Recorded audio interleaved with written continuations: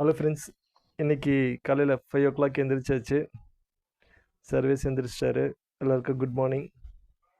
Wife வந்து கீரை பொரியல் மத்தியானத்துக்கு செஞ்சு ரெடி பண்ணிகிட்ருக்காங்க. அப்புறம் இது வந்து சர்வேஷ்காக உட்கார அந்த கேரி பண்ணிட்டு போகிறதுக்காக உட்காரதுக்காக வாங்கியிருக்குது.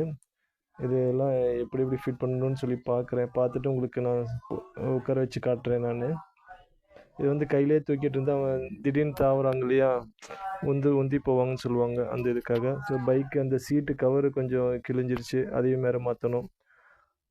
இன்றைக்கி கேலண்டர் வீடியோ போட்டுட்டேன். அப்புறம் வந்து இன்றைக்கி வந்து தேங்காய் துருவருக்கு பதிலாக மாதுளை கட் பண்ணி கொடுங்க அப்படின்னு சொன்னாங்க. மாதுளை வந்து தன்வந்துக்கும் சர்வேஸுக்கு கொடுக்க முடியாது, தன்வந்துக்கு சாப்பிட்றதுக்காக. இது பார்த்தீங்கன்னா கட் பண்ண பார்த்தா உள்ளே வந்து அப்படியே சாய தண்ணி மாதிரி இருக்குது. இது என்ன உண்மையான பழமா என்ன எதுன்னு ஒன்றும் தெரில. தண்ணி பார்த்திங்கன்னா சாய தண்ணி மாதிரி இருக்குது. இப்போல்லாம் வர்றது பார்த்திங்கன்னா நம்ம எதையும் நம்பி சாப்பிட முடிய மாட்டேங்குது. பழங்கள் மட்டும் இல்லாமல் நான்வெஜ்ஜும் அந்த மாதிரி தான் இருக்குது. மீன், கோழி, ஆடு எல்லாமே வந்து பார்த்திங்கன்னா ஏதாவது ஒரு இது சொல்கிறாங்க. அதனால் சாப்பிட்றதுக்கே பயமாக இருக்குது. குழந்தைங்களுக்கு கொடுக்குறக்கும் பயமாக இருக்குது. வேறு வழி இல்லாமல் தான் நம்ம காசு கொடுத்து வாங்குகிறோம். ஆனால் வேறு வழி இல்லாமல் தான் வாங்கி சாப்பிட வேண்டியதாக இருக்குது. நல்லதாக நம்ம பார்த்து வாங்கி சாப்பிடணும்.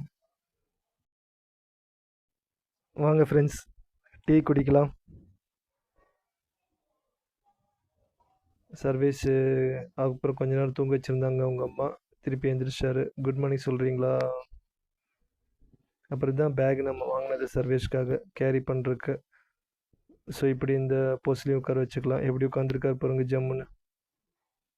இது ரேட்டு பார்த்தீங்கன்னா 300 ரூபா. ஆன்லைனில் வாங்கினது ஃப்ளிப்கார்ட்டில் 300 ரூபா ரேட்டு. இந்த மாதிரி முன்னாடியே பார்த்த மாதிரி உட்கார வச்சுக்கலாம்.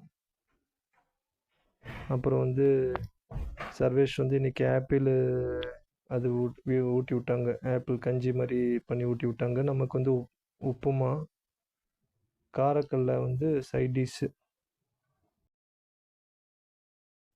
உப்புமாவுக்கு காரக்கல்ல வந்து சைட் டிஷ்ஷு.